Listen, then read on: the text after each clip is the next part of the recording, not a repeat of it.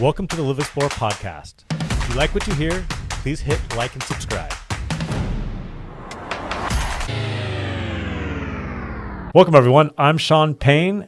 This is Isaiah Chass, and we are the co-hosts of the LivXplore Podcast. But today we're going to do the introduction to our new podcast series that we're going to be doing on the 15-minute neighborhood. Absolutely. This is a really cool topic that has definitely gotten a lot more steam in the media recently, but it's something we've been talking about for a while together, and now we're telling other people what we have about it. Yeah, exactly. It's definitely getting more press. I would say both positively and negatively. And I've been like we said, we've been talking about doing this podcast for a while, and I think now is a great opportunity to talk about kind of like really what the concept is, because I think there's a lot of misconceptions out there. That's why I'm excited to do the podcast, is because I hear so many things about it. I'm like, that's not really what it is. Mm-hmm. So anyway, the 15-minute neighborhood. It's a concept in urban planning that aims to improve the livability and sustainability of cities by ensuring that residents can access most of their daily needs within a 15-minute walk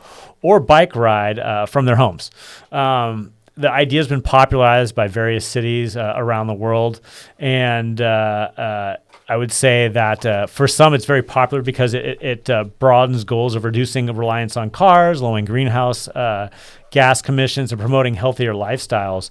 I mean, also it reduced costs of cities in just terms of road construction and utilities and things of that nature, but we'll get into that. So anyway, let's talk about some of the components of the 15-minute neighborhood. And I think it's really important to point out too that the 15-minute neighborhood's like anytime you have like an idea or a concept, you need to assign like a name to it so that it gains steam, right? Mm-hmm. And so like the 15-minute neighborhood's just like, it's not like, okay, it's an actual 15-minute neighborhood. Like it's like an individual thing. Maybe someone it's like a 5 or 7 minute neighborhood. Maybe some people it's a 25-minute neighborhood, right? And I think that's what you'll find when you get into it deeper, is that it's for a lot of people it really is more of a 5-minute neighborhood. Yeah, exactly. But I think at some point, like, probably someone did some survey and figured out, hey, the 15-minute neighborhood sounds the best to people, or is most feasible for most people that way. And so that's where this name, or I have no idea where the name arrived, to tell you the truth, but that's what's going on that way. And so just to know, it's just like, it's a concept of making things more accessible within the community that way. So let's get into some of the components. The first one is accessibility. So in a 15-minute neighborhood, essential services such as grocery stores, schools, parks, and healthcare facilities should be easily accessible within a 15-minute walk or bike ride. And again, that 15-minute walk, that's a personal preference that way. So maybe it's 25 minutes, maybe it's 7 minutes. It's really up to you that way. But it's just about making things more accessible. Totally. So.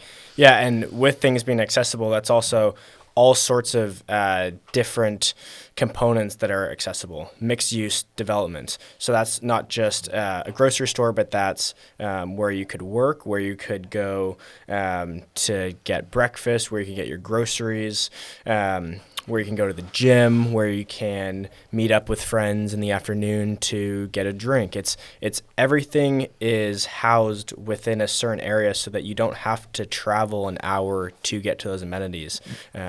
And I'd say that probably the most important part of that is having housing within it, because yes, you can't have a community that's all with I don't want to say self-sustained, but everything within a close proximity without you living there. You don't want to have to drive 25 minutes to work, so right, that you have all those amenities in an area. Right. I mean, the more and more examples I've seen of, like, whether it's Fresno, whatever city it is, like if you want to revitalize an area, you bring in housing and oftentimes affordable housing to that exact spot. And that's how, like, you'll increase business in that area and things of that nature. Totally. So and going on that even more is you can't have a 15-minute village or a 15-minute neighborhood when all of the shops that you're walking to are staffed by people that live 25 minutes away. Yep, exactly. That's a really good point. So we'll talk more about that as this series goes on. So public transit, easy, and this is something, again, why, like, I don't think, this is a concept that's going to take a while to implement. We don't have the public transportation here. It's a needed component within this. We have the smart train here now, but we need better public transit to really make this work. And so that it provides easy access to efficient public transportation transportation options is another important aspect, promoting connectivity to other parts of the city without reliance on cars. So, again, we have we have the smart train that for people that don't work in the area potentially can use that. But how do you get there? So we have to increase the ability to get there, whether it's through buses and things of that nature, or maybe it's bike and walkability that way as well, or alternative forms of transportation. One of this series should be like all the cool things that are run by batteries now that you can ride around on. Right. So yeah, and on that point of public transportation, being able to get to those public transit stations in safe and active ways. So whether that's riding your bicycle or walking to a public transportation, or even if you're not walking to public transportation, just walking around your bike in general, it's hard to do that when you don't have safe ways to do that. So in a lot of cities, you might not even want to ride your bicycle down the street because you're afraid you're going to get hit by a car. You look at areas in Petaluma, like North McDowell, and they've added pylons separating the road from the bike lane. And that's, going into tactical urbanism, that's a whole nother conversation. But if you don't have those safe modes of transportation for people, there's no way you're going to have them using those methods. Right. And I think it's important to note that painting a bike lane does not increase safety for bike riders that way. But it seems that there are some studies that show that having those little barriers in between does. So that's why hopefully we see more and more of those. And you mentioned tactical urbanism. I think, we'll dedicate, a part of the 15-minute neighborhood to tactical urbanism and talking about that way. Also, my dog is here in the podcast and he's chewing on his bone. So he's being as good as he possibly could right now. But if you hear a bone being chewed on in the background, that's Cameron right there. He is being good right now, though. Yes, he is being good. So anyway, yes, safe and active transportation. Also green spaces. Incorporating parks and green spaces to promote healthy well-being and biodiversity. Also ensuring spaces for community interaction. As you increase density in a city, making sure that people have green spaces is so important. I'm sorry, but the Scott's Ranch project keeps popping up in my head, thinking about the park that's going in there and how I really hope they have more of a human component. Because if you increase the density in downtown Petaluma, what a great place to have a park, to have some type of educational component or something of that nature by Helen Putnam that way. So somehow I'm going to bring light to that. Anyway, on to the next one. Yeah, so. And with that, I think your point is community building. Mm-hmm. So there has to be parts of a community where people can come together, interact, and ensure that there's a vibrant local culture. So I think a good example of that, which it also happens to be a green space, is in Katati, the park, where people go there on a regular basis, and there's a sense of community, I think, between a lot of those people, because they see each other on a regular basis, and there's a place that people can,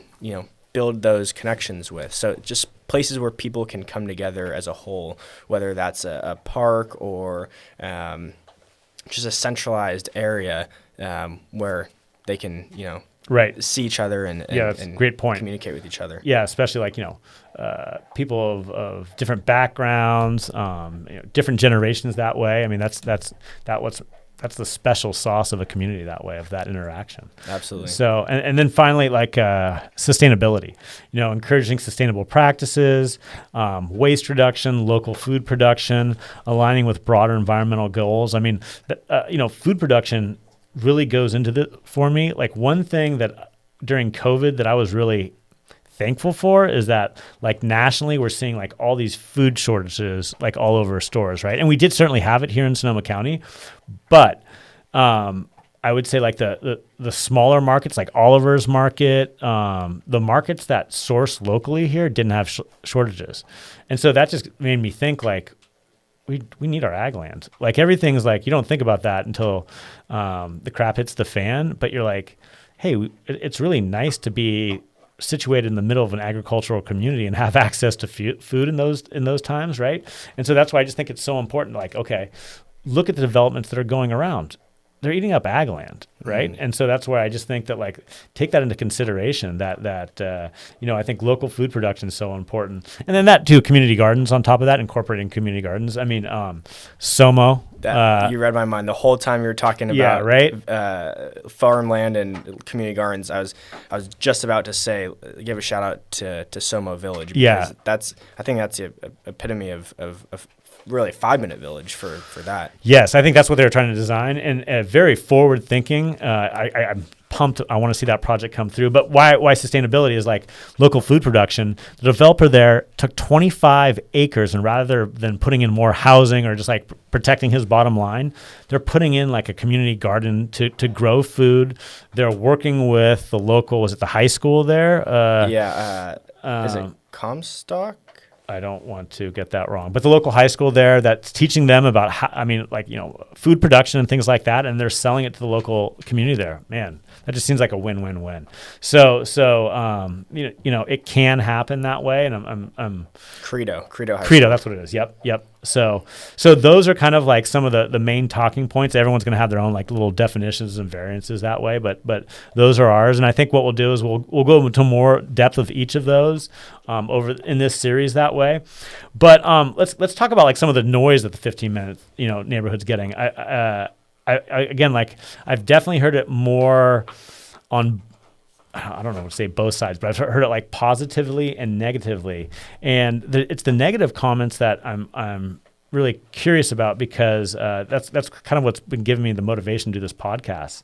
I don't want to get political, because I don't define myself by a political party or any type of ideology that way. But there's certainly already everything's political these days, and the 15-minute village is becoming political now, almost like people consider it like a social movement, and that's what I find so funny, is because really we're going back to a way that the majority of the world has and is living, but we have this weird like urban sprawl that happened over the last 100 years, and it's just not sustainable. But here's the thing that I find like really strange, is that I hear a lot of people like kind of pounding our chest, being like, hey, we're not socialists, this is America, democracy, freedom, things of that nature. Dude, that's what this is. Like, that's what I'm so confused about. That's what I don't think people understand, is like they pound on the chest, but I want my cars and driving around and things like that. And like, okay, that's good. You can totally have that. No one wants to take that away from you.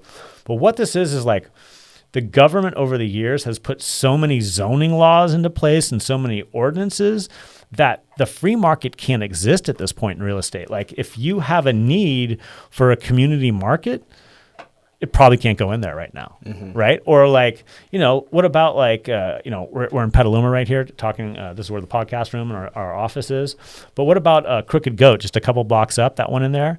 Like, that's a really cool, like, addition to the neighborhood. Dude, that's the 15-minute neighborhood. Like, That's really what the concept is. So it's like, let's pull back the government restrictions. Let's stop. The government has basically been telling us how to live our life. Like, okay, you can shop over in this section, and you can live over in this section, and you're going to work over in this section, and you're going to travel around like that. And, not to be conspiracy theorists, but certainly this is beneficial to the car and gas industry that way.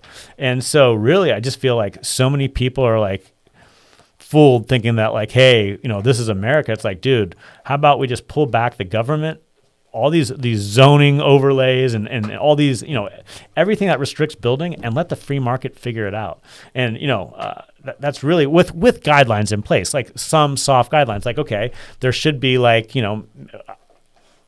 at this point, you're going to see what an idiot I am. But like, I don't know what the criteria is, but maybe it's like a radius of like, okay, you have to have a community market within so many, within this radius, and then they can define where that exactly is, or that way. So there's like, you have to have these things, but let the free market figure out where exactly they go that way. And that's really what it is.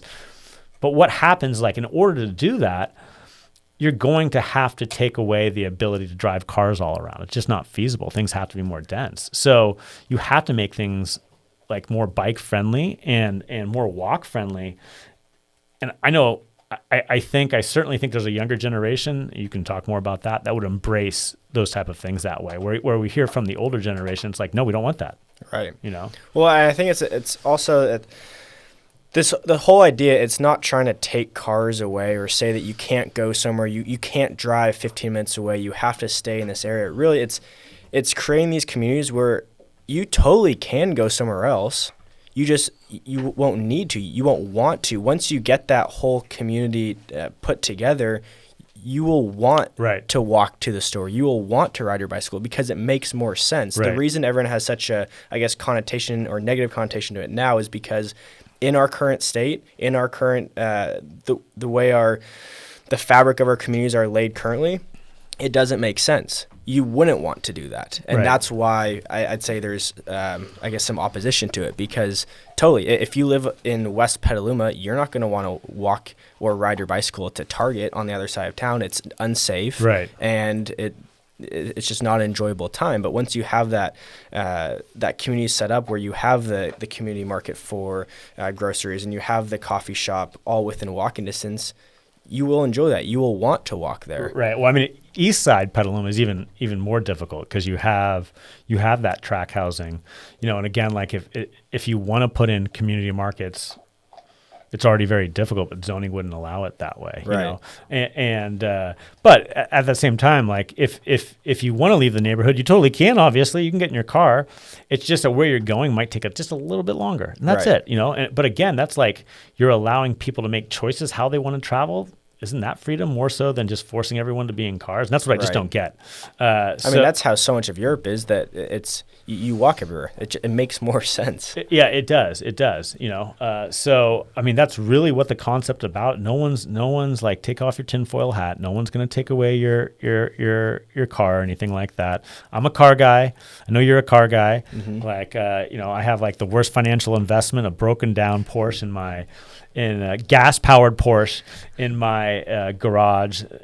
So I love cars, but maybe there's just like, if you want to go, have a pint of beer somewhere, maybe it's better just to walk 2 or 3 blocks down to the local brewery that's on your corner there than having to drive across town or something like that. So that's part of it. So absolutely. I think that's a good start to this, and we'll go into more detail. I'm not exactly sure how many episodes we'll put that together and how to divide it up, but stay tuned. Please hit like and subscribe for more information on the 15-minute neighborhood, and we look forward to diving into this concept, and hopefully we can get some people on here and talk about this. Absolutely. And on that note, if you are listening and know of a business or are a business owner that feels that you contribute to the 15-minute neighborhood or would like to be involved in the 15 neighborhood, reach out. We'd love to have you on and talk about that even further with you. You know what? On that note, if you're totally against the 15-minute neighborhood and you want to come on and bring some points on, like, let's have a discussion that way. Absolutely. I mean, I think one of the things is like, one of the things go, this is like a fairy tale idea because it's going to take a long time to put in place. Yeah, it's going to take decades.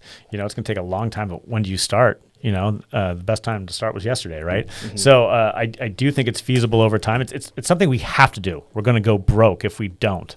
So anyway, I got off on a tangent. But please hit like and subscribe to see more of this content for the 15-minute neighborhood. I'm Sean Payne. This is Isaiah Chass, and we'll see you soon. See you next time. Welcome to the LivXplore Podcast.